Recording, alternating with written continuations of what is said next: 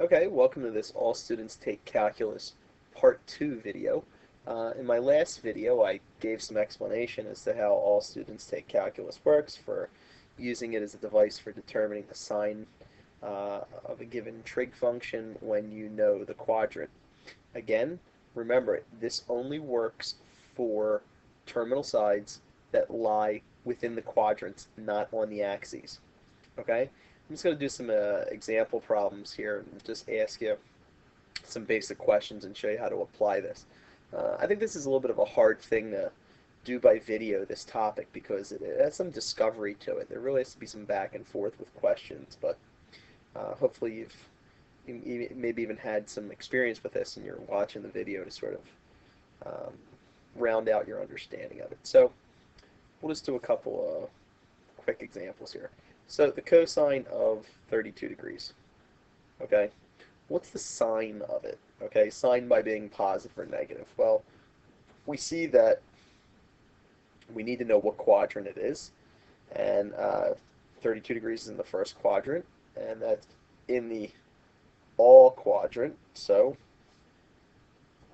all the trig functions are positive here, so cosine of 32 degrees is in fact positive, okay? Well, now what if I did the cosine of 132 degrees? Okay, degrees and 1. Well, 132 degrees is in the second quadrant if I sketched it in standard position. It's probably somewhere out here. But the precision's not really needed. You just need to know it's in the second quadrant. Okay, and this is the student's quadrant, okay, also known as the S quadrant. Okay, well, S stands for sine, and it's reciprocal of cosecant. So the cosine would have to be negative here because only sine and cosecant are, in fact, positive there. Okay? You could verify it on your calculator too if you want. So now, what if I did something like the sine of 132 degrees, just to reiterate that point? Well, be the same angle. You could sit here and say, well, it's in the S quadrant, so this would be, in fact, positive. Okay? Okay, and again, what if I really wanted to kind of move this idea and round it out with the idea of tangent? What's the tangent of 132 degrees? Well, I haven't moved the angle. It's still in the sine quadrant, so it would be, in fact, negative. Okay, I'll just keep doing some examples and see how we go here. So, what if I had the tangent of 181 degrees?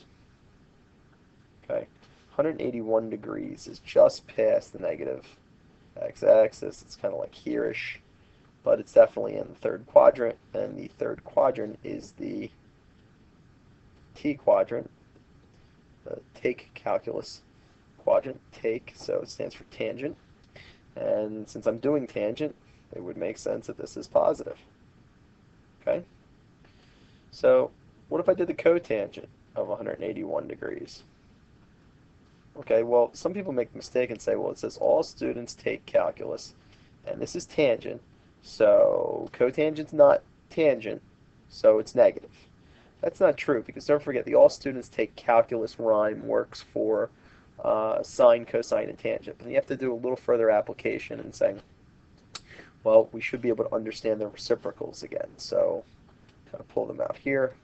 So where cosine is positive, so is secant. Where cosine is negative, so is secant. Where sine is positive, so is cosecant. Where it's negative, so is cosecant. Where tangent is positive, so is cotangent. Where tangent is negative, so is cotangent. Okay? So if tangent is positive in the third quadrant, so is cotangent, because it's the reciprocal, and the sign doesn't change when you do a reciprocal. So it's positive. Okay? So what if I did something like the secant of negative pi quarters? Don't forget to think in radians sometimes, too. Okay? Well, negative pi quarters would be in the, oh, excuse me, grab the wrong thing there. Okay, negative pi quarters would be down here. It's in the fourth quadrant. Okay, this is the C quadrant. All students take calculus. The C stands for cosine. You would look here at secant and say, well, that's not cosine, but don't forget, secant is the reciprocal of cosine. So if cosine's positive, so is secant. So this would be positive. Okay? So we'll do a couple more examples here. Okay, I'll just pick a idea at random. I'll do cosecant of negative 185 degrees. Okay? Well, negative 185 degrees is in the second quadrant. Back 180, a little bit more. This is the sine quadrant, but also sine's reciprocal is cosecant, so cosecant of a negative 185 degrees is positive. Again, I'm not saying what the value is, I'm just saying the sign of the value. Okay? So what if now I had something like the tangent of 725 degrees? Well, at that point, you'd have to realize that you should be working with a coterminal angle there. So you realize 725 is going to be coterminal to, hopefully you'll see it's 5 degrees, because going around once is 360, around again is 720. There's just 5 more you need to do to get to 725. So it's really coterminal to 5 degrees. So don't forget, since doing tangent 725 is the same as doing the tangent of 5 degrees. 5 degrees is in the first quadrant. Everything is positive there. So the tangent of 725 degrees is positive. Okay? So again, what if I had something like the sine of 7 pi 6 radians? Well, you need to be able to be decently fluent on where 7 pi 6 is. 6 pi 6 is right here at 1 pi, and 7 pi 6 will be a little more. This is in the T quadrant, the third quadrant. Making tangent positive, therefore sine would have to be negative. Okay? Now, this is just one use of all students take calculus. It doesn't seem like that fascinating a question. It's more of a training ground for where you're going to use it later. But you do need to be able to understand that trig functions have particular signs in particular quadrants.